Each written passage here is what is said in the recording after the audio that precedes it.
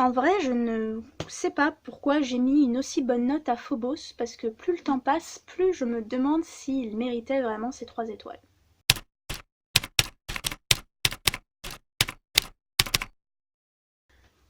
Phobos, c'est l'histoire de 6 filles et de 6 garçons qui participent à une sorte de télé-réalité où le monde essaye j'ai envie de dire d'envahir Mars, non mais d'aller vivre sur Mars, et du coup on décide d'envoyer 6 jeunes filles et 6 jeunes garçons venus de tous les coins de la planète et de suivre leurs péripéties. Ils sont censés se dragouiller, enfin voilà, faire des speed dating dans le vaisseau qui les amène sur Mars, pour qu'ensuite sur Mars ils se marient et ils peuplent Mars le temps que d'autres personnes arrivent.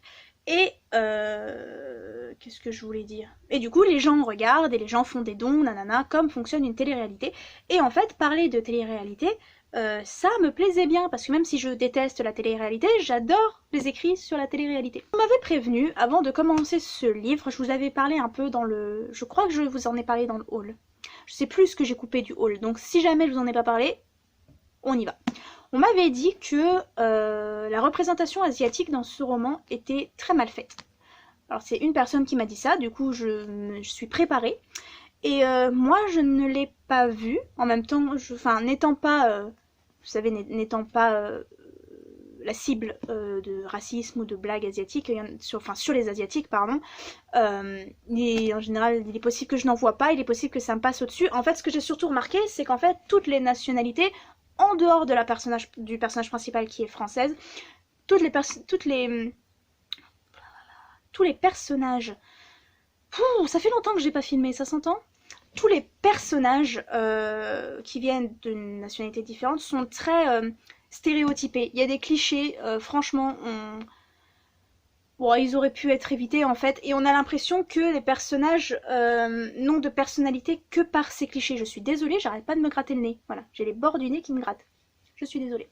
On a l'impression que ces personnages, en fait, leur seule et unique personnalité, ils sont au travers de ces clichés. Et du coup, c'est dommage parce que ça apporte rien. Donc du coup, si vraiment il y a une très très très mauvaise représentation de la communauté asiatique, plus que les autres communautés dans ce livre, je ne l'ai pas vu. J'ai essayé de trouver des articles de blog, mais j'en ai pas trouvé et je me sentais pas de venir vous dire hey, tu veux pas me raconter toi, tu veux pas me dire toi pourquoi t'as pas aimé, parce que franchement enfin quand c'est pour les trucs qui moi me tiennent à cœur, j'aime pas qu'on vienne me dire bah éduque-moi. Donc voilà, si jamais vous voulez laisser un commentaire ou si jamais vous avez des liens vers des blogs qui pourraient m'éduquer un petit peu, voilà, n'hésitez pas. On m'avait également prévenu au niveau de l'autisme, et en fait pour ce qui est de l'autisme dans ce livre, je trouvais qu'il était traité de la même manière qu'il était traité dans Gone de Michael Grant. Et c'est pas un compliment. Je ne connais pas grand chose de l'autisme, donc du coup là non plus je peux pas aller énormément dans les détails, mais en fait quand j'étais plus jeune, quand j'ai lu la saga Gone plus jeune, ça ne me dérangeait pas. Et un jour, j'ai vu une vidéo plus grande de quelqu'un qui parlait des livres qu'elle avait aimés plus jeune et pourquoi maintenant elle avait compris ce qui était problématique. Et l'autisme dans Gone, je vais y arriver, vous inquiétez pas, et l'autisme dans Gone était une des raisons pour laquelle maintenant elle trouvait que Gone était problématique.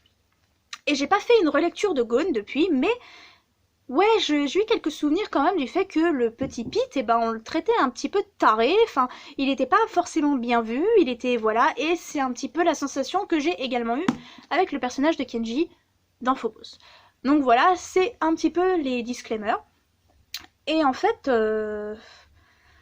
bah en fait, il n'y a pas grand chose à dire sur ce tome 1 de Phobos. C'est pas que c'était mauvais, c'était très agréable à lire. J'ai beaucoup aimé la plume de l'auteur, alors qu'on m'avait dit que c'était chiant à en crever, que j'allais détester, enfin voilà. Moi j'ai bien aimé. Le seul problème que j'ai avec ce bouquin, c'est que j'ai l'impression qu'on va nulle part en fait. Il se passe plein de trucs dans ce livre, je sais pas comment expliquer. Il se passe plein de trucs, des petits trucs. Mais quand on arrive à la fin, à la scène finale, qui est prévisible à en crever, ce cliffhanger, honnêtement on s'y attend. Mais quand on arrive à la fin, on se rend compte que il s'est rien passé. On a 400 pages de speed dating en fait, principalement. 400 pages où ça se dragouille, 400 pages où ça se demande en mariage, et tout ça en se voyant qu'à travers une vitre. Et franchement, bah moi j'allais me demander à quel moment il allait se passer quelque chose en fait. Et ça se passe à la fin. Parce que même si on se doute qu'il y a un complot, on n'est pas idiot. Et ça nous est dit depuis le début d'ailleurs qu'il y a un truc qui va pas avec ce vaisseau, qu'il y a un truc qui va pas avec Mars. Et ce complot, ce qui est prévu en fait, c'est intelligent. Et moi j'avais envie de voir ça. Moi j'avais envie, spoiler alerte, moi j'avais envie de voir le meurtre de masse qu'on nous promet depuis pratiquement le début du livre. Moi j'avais envie de les voir arriver sur Mars et se rendre compte que eh ben, on va crever. Mais en fait non. Parce qu'ils sont à peine arrivés sur Mars à la fin, à peine, ils sont même pas sortis du vaisseau. Et du coup, en fait, c'est ça. J'ai lu 400 pages de speed dating, avec des méchants derrière qui se frottent les mains. Oh, oh, on est méchants, oh, oh, on a fait ça, oh, oh, oh, personne ne va rien voir. Et c'est tout. Et j'ai trouvé aussi qu'on n'avait pas vraiment de vision de ce qui se passait sur Terre. On suit quelques personnages sur Terre, qui d'ailleurs sont pas intéressants, mais ça, l'intérêt des personnages, on va y revenir. On suit quelques personnages sur Terre, mais on suit pas en fait. Je trouve qu'on suit pas assez toute la hype autour de cette télé-réalité. On suit pas assez de personnes qui sont vraiment fans hardcore. C'est tout ce que les personnes sont capables de faire pour donner des sous. On comprend pourquoi autant de sous sont donnés. On comprend toute la com qui a été faite derrière cette télé-réalité. Et c'est d'ailleurs très intelligent en fait. Tous les moments où ils leur disent voilà, vous donnez des sous pour les faire remonter dans le classement, comme quand on vote pour nos chanteurs préférés dans la Nouvelle Star, ou un truc comme ça, tu vois.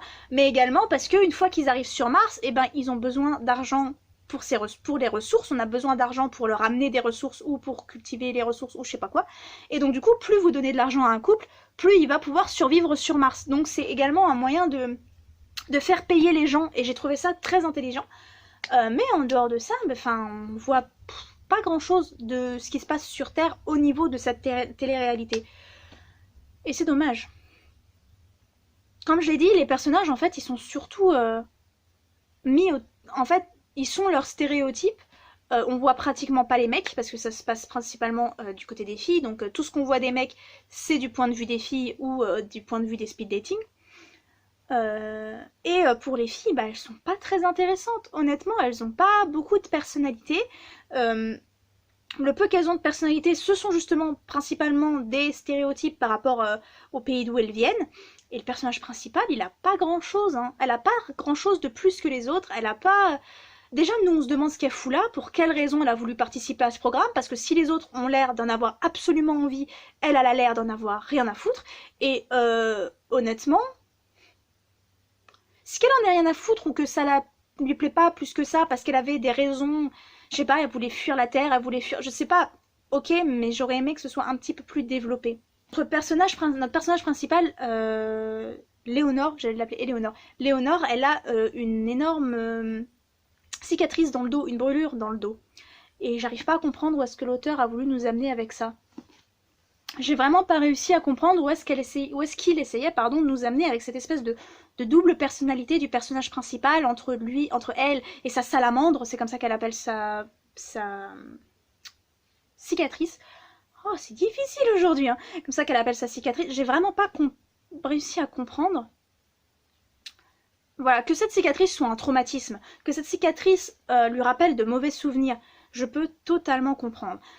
Mais en fait, toute la personnalité de ce personnage vient du fait que elle a une cicatrice dans le dos qui lui fait peur et moi, au bout d'un moment, j'ai fini par me demander si cette cicatrice, elle avait une conscience, si cette cicatrice, elle avait quelque chose, si c'était... Moi, j'en ai rien à faire qu'on me rajoute de la fantaisie ou un truc un peu paranormal dans cette histoire, mais dans ce cas-là, qu'on me le dise réellement. Parce que moi, j'arrivais pas à comprendre en quoi tout ce que le personnage principal a fait à cause de la cicatrice est dû à la cicatrice. Donc du coup, voilà, je ne vous dirai pas de ne pas lire Phobos, en fait, parce que c'était une lecture pas désagréable, c'était pas nul, c'était pas mauvais à en crever, je me suis pas fait chier, j'ai pris un assez bon plaisir, en fait, à le lire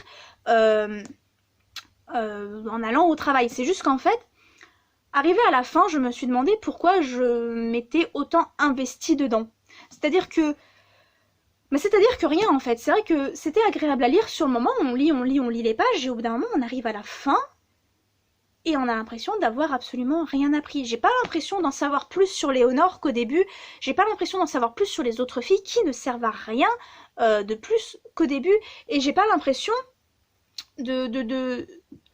d'avoir vécu autant de temps, je sais pas combien de temps il reste, je crois que c'est 3 mois, même peut-être plus, enfin s'il y a plusieurs mois dans ce vaisseau spatial.